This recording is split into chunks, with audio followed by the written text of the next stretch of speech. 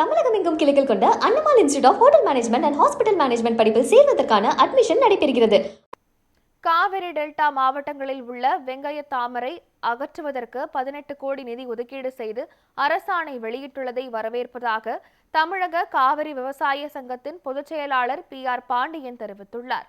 திருவாரூர் மாவட்டத்தில் செய்தியாளர்களை சந்தித்த அவர், முத்துப்பேட்டை, திருத்துறைப்பூண்டி, கோட்டூர் பகுதிகளில் உள்ள பாசன வடிகால் ஆறுகளிலும் வடிகால்களிலும் வெங்காய தாமரை செடிகள் அடர்ந்து வளர்ந்து வனம் போல காட்சியளிப்பதாக தெரிவித்தார்.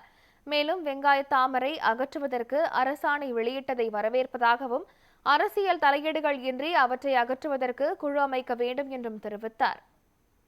டெல்டா மாவட்டங்களில் முத்துப்பேட்டை, திருத்துறைப்பூண்டி, வேதாரண்யம், தலைஞாயிறு உள்ளிட்ட ஒன்றிய பகுதிகளில், கடமடை பகுதிகளில் இருக்கிற வடிகால் ஆறுகளில் வெங்காய தாமரை புதர் போல மண்டி மிகப்பெரிய பாசன வடிகால் தடை ஏற்பட்டிருக்கிறது. ஒட்டுமொத்தமாக காவிரி டெல்டா பாசனம் முழுமையும் அழிந்து போகிற பேராபத்து ஏற்பட்டிருக்கிறது. இதனை அவ்வப்போது தற்காலிகமாக அதை தூய்மைப்படுத்துகிறோம் என்கிற நிலையில் அந்த வெங்காய தாமரைகள் முழுமையாக அகற்றப்படவில்லை. இந்த ஆண்டு மிக மோசமான அளவில் பாதிக்கப்பட்டிருக்கிறது. இதனை கண்டித்து சாலை மறியல் செய்தோம். மாவட்ட ஆட்சியர் தலைமையில் அந்த போராட்டத்தை அழைத்து பேசி தமிழக அரசிடம் சிறப்பு நிதி வாங்கி இந்த வெங்காய தாமரைகளை அகற்றி அதனை உரமாக பயன்படுத்துவதற்கான தொழில்நுட்பங்கள் பயன்படுத்த வேண்டும் என்று வலியுறுத்தினோம்.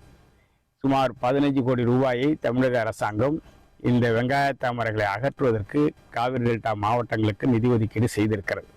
தமிழக அரசு கிட்டத்தட்ட 18 கோடி ரூபாயை ஒதுக்கீடு செய்து டெல்டா மாவட்டங்களில் இந்த வெள்ள பாதிப்பிலிருந்து பாதுகாப்பதற்கான நடவடிக்கை எடுத்திருப்பதற்கு நாங்கள் நன்றி தெரிவித்துக் கொள்கிறோம்.